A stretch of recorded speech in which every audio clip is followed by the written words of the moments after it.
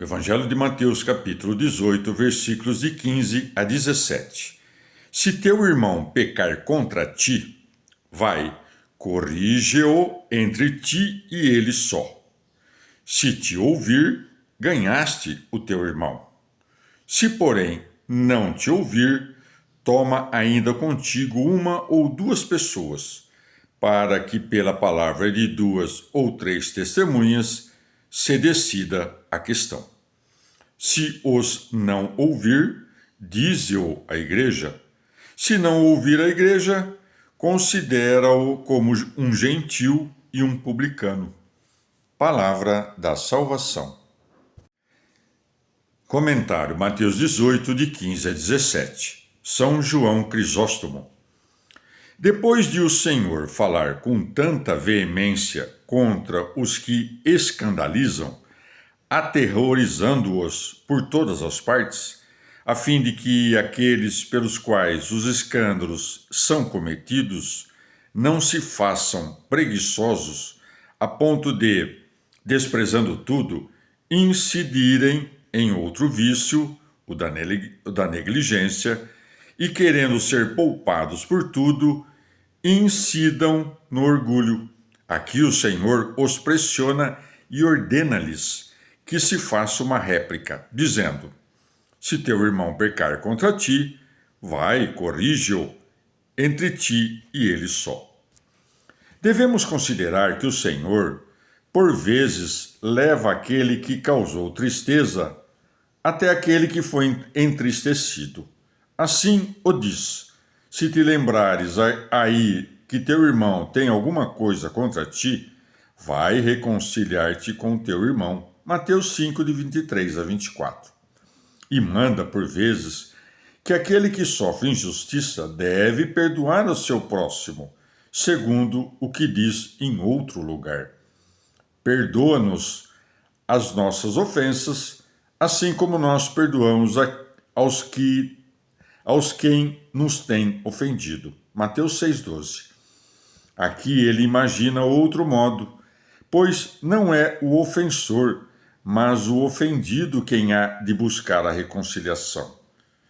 Como para o ofensor não seria fácil que fosse pedir perdão, por pura vergonha e embaraço, daí que manda ao ofendido que dê este passo, não sem mais, mas com o fim de corrigir o ocorrido. Por isso diz: vai, corrige-o. E não diz o Senhor: acusa, increpa, pede vingança, mas censura, quer dizer, recorda-lhe seus pecados, diz a ele o que sofres por causa dele, porque ele está tomado pela ira e pela vergonha, feito ébrio em um sono profundo. Por isso é oportuno que tu, que estás são, vás àquele que está enfermo.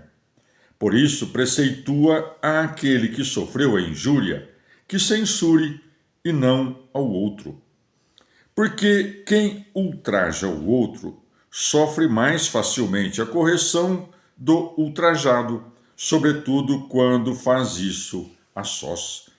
Não há coisa que mais aplaque o que ultraja do que ver que aquele que deveria procurar vingança mostra diligência por sua salvação.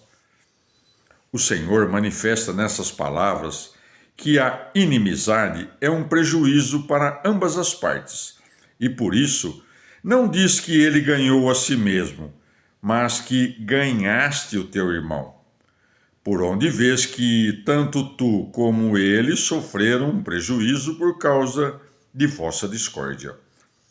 O que devemos fazer, se não conseguimos persuadir nosso irmão, dilo o Senhor com essas palavras: se, porém, não te ouvir, toma ainda contigo uma ou duas testemunhas.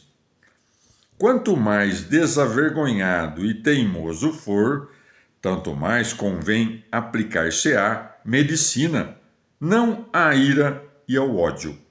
O médico não desiste quando vê que a enfermidade não cede, mas é então que se prepara ainda mais para curar. Vê, pois, como não devemos fazer essa reprimenda por causa da vingança, mas da correção. Atendido isso, não manda que em seguida se tomem dois, mas somente quando ele não quiser se corrigir. E nem mesmo nesse caso deve-se enviar a multidão contra ele, mas um ou dois, segundo o testemunho introduzido pela lei, que diz: tudo será verificado sobre o depoimento de duas ou três testemunhas. Deuteronômio 19:15. Que é como se dissesse: já tens um testemunho, porque fizeste tudo o que era da tua parte. Quer dizer, aos que estão à frente da igreja. O Senhor, não obstante, não nos preceituou jamais com respeito aos que estão fora da igreja. Uma coisa parecida aqui nos preceitua aqui sobre a correção dos irmãos. Porque, sobre os estranhos, diz: se alguém te ferir na tua face direita, apresenta-lhe também a outra. Mateus 5,39. E Paulo também diz: porque é porventura a mim que pertence julgar aqueles que estão fora? 1 Coríntios 5,12. Porém, nos manda que censuremos os irmãos e deles nos desviemos. Comentário: Mateus 18, de 15 a 17. Santo Agostinho. O Senhor nos adverte que não devemos, uns com os outros, desprezar nossos pecados, não buscando coisas a repreender, mas vendo o que se deve corrigir. Devemos corrigir com amor, não com avidez de fazer mal, mas com intenção de corrigir. Se não fazeis assim, vós vos fazeis piores do que aquele que peca. Aquele, ao cometer uma injúria, fere a si mesmo com uma ferida profunda. Tu desprezas a ferida de teu irmão. Pior és calando-te que ele ultrajando. Com frequência, faz-se pouco caso de ensinar, advertir e, por vezes, censurar e corrigir os maus, seja por ficarmos enfadados com o trabalho, seja para evitar sua inimizade, para que não nos estorvem ou prejudiquem nas coisas temporais, seja naquelas que nosso desejo ainda cobiça, seja naquelas que, por nossa fraqueza, ainda receamos perder. Se alguém deixa de repreender ou corrigir os que agem mal, com o pretexto de esperar uma ocasião mais oportuna, ou com receio de que se façam piores, ou que sejam um impedimento para a vida boa e piedosa dos outros, ou que os firam e desviem da fé, não me parece que tudo isso se deva a uma paixão, mas a um princípio de caridade. Com muito mais razão, devem corrigir com caridade os chefes das igrejas, colocados à frente delas para perdoar, mas não lançando insultos contra os pecadores.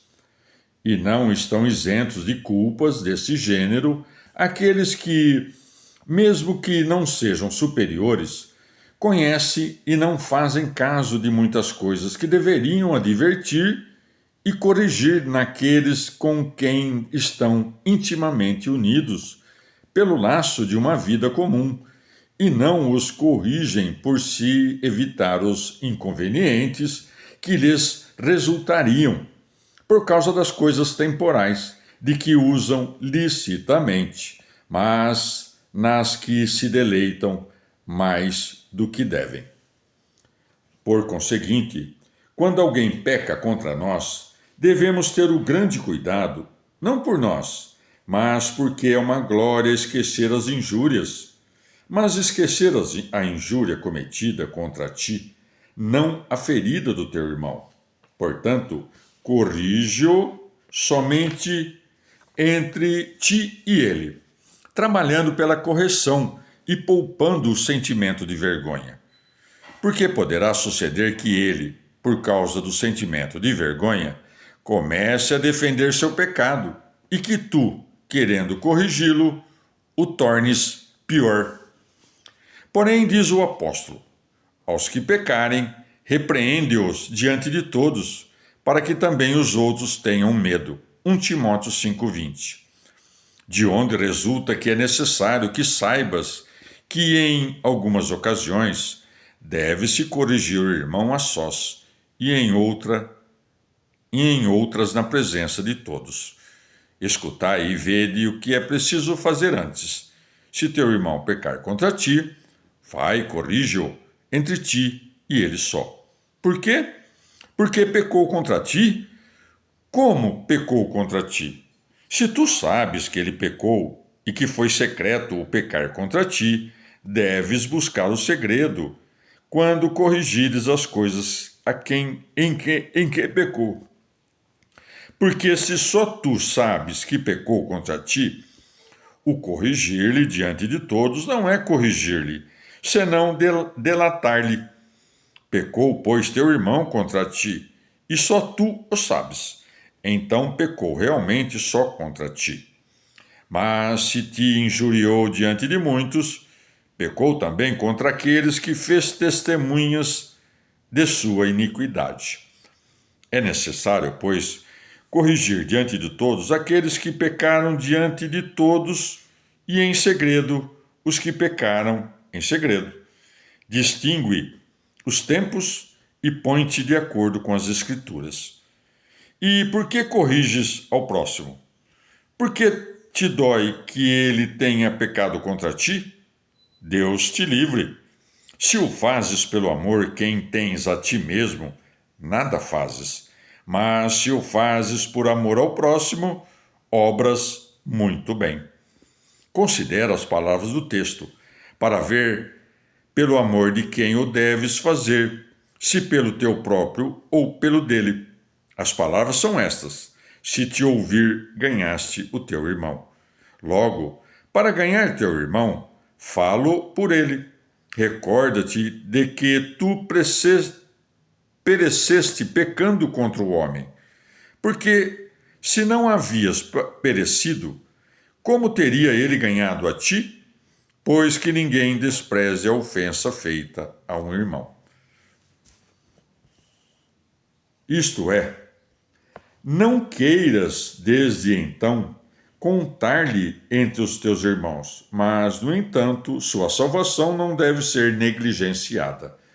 Porque tampouco contamos no número de irmãos os estranhos, ou seja, os gentios e os pagãos, e não obstante, procuramos sempre com cuidado a sua salvação.